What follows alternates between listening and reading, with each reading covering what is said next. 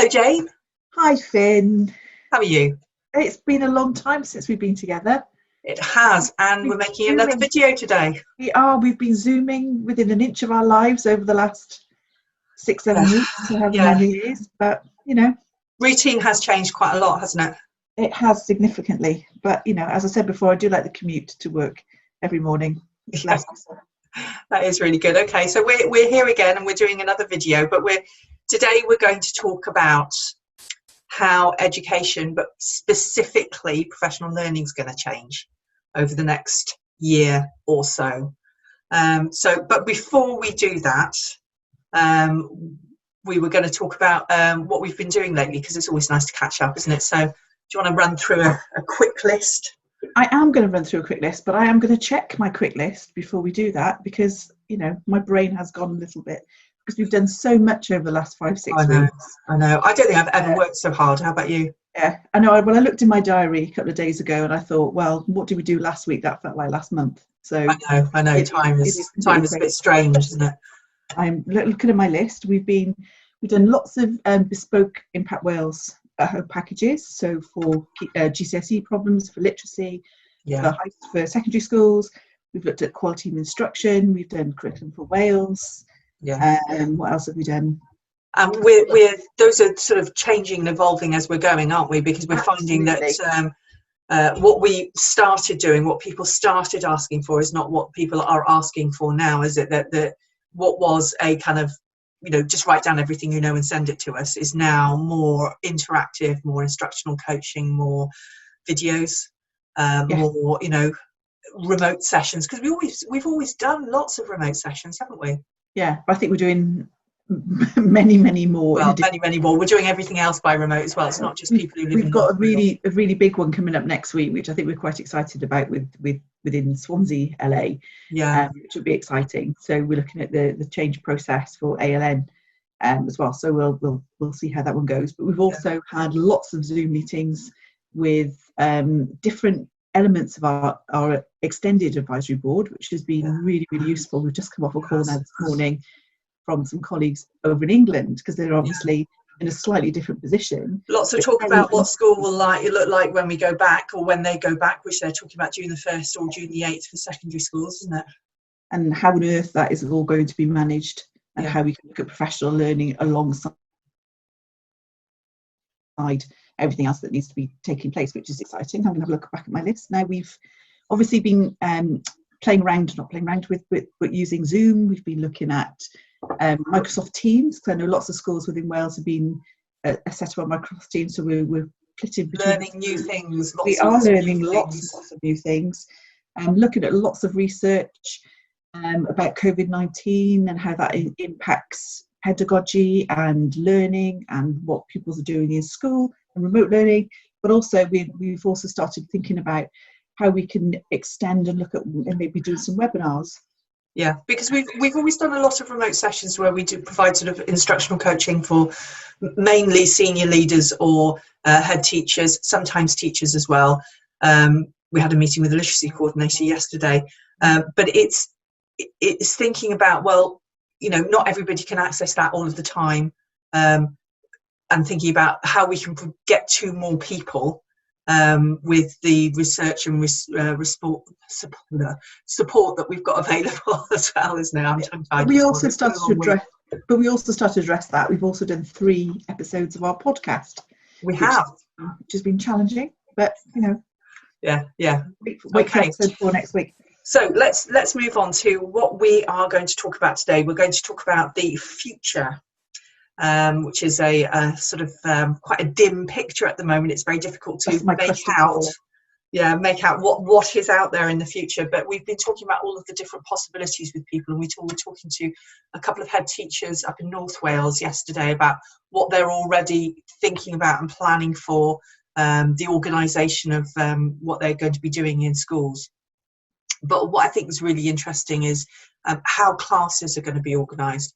We know that Denmark, for example, they've already gone back, but they've only got 537 deaths over there. Last time I looked in Denmark, we've got 33,000 in the UK, but obviously Wales is different. We've only got, I think it was 1,200. I can't remember. Can you remember, Jane? I can't remember. I don't think it was that many more than that. No. Okay, but obviously some regions have got very few. Paris has got still on 12.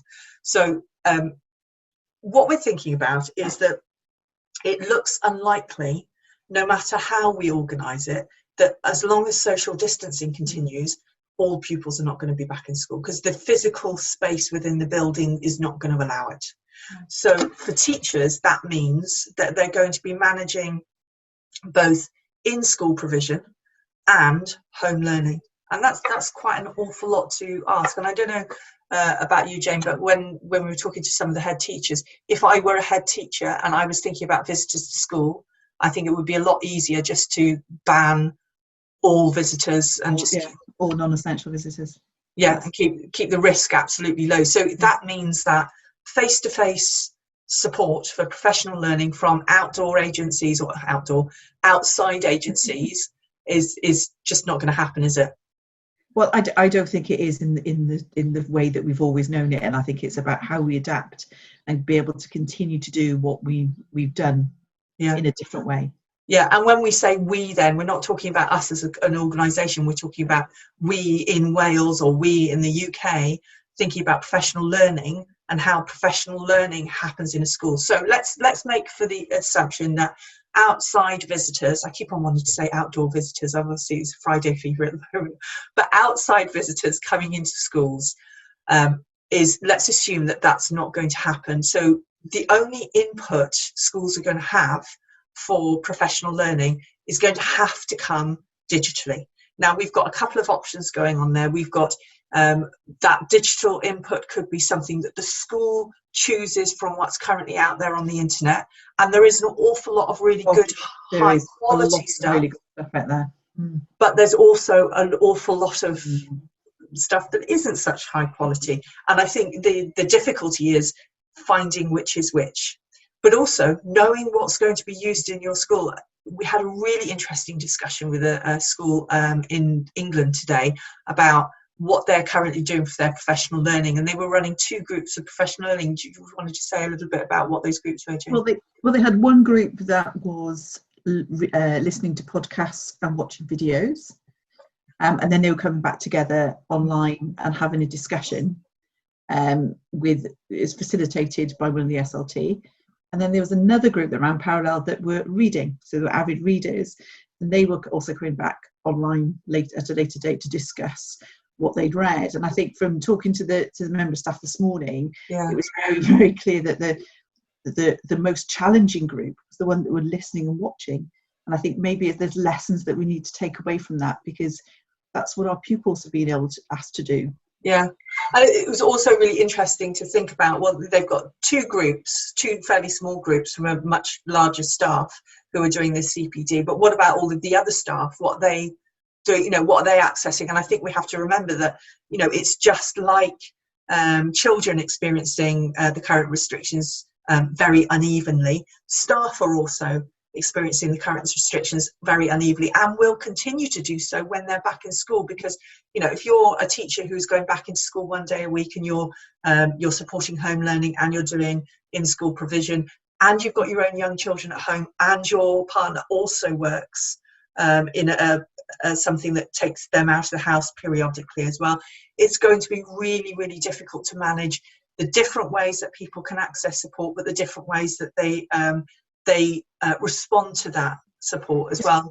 It's also remembering that everything that we're doing at the moment is taking 2-3 times longer to develop and put together and to deliver than it normally would be.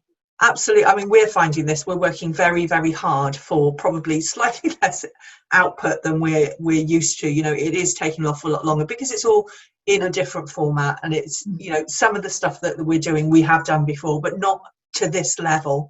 Yeah. And I think that's interesting. But one of the things that we were particularly thinking about was, if our scenario is that we haven't got outside visitors coming in and leading and facilitating and doing that organisation of the professional learning, it then falls to the one member of staff of SLT who's in charge of teaching and learning, or whoever it is, or maybe a small team within the school, to actually take that responsibility on, but for everything.